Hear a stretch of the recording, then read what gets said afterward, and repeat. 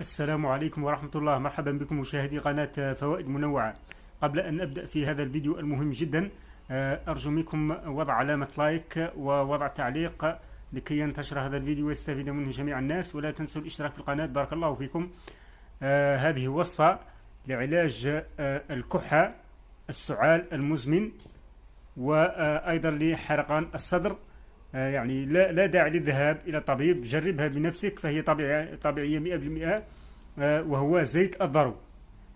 ابحثوا عن زيت الضرو الأصلي، يجب أن يكون زيت الضرو الأصلي. طريقة العلاج: نتناول ملعقة صغيرة على الريق صباحا، وملعقة صغيرة قبل النوم مباشرة، يعني قبل أن ننام مباشرة نشرب ملعقة صغيرة وننام لمدة 3 أيام، وشاهد النتيجة المبهرة بإذن الله. بارك الله فيكم.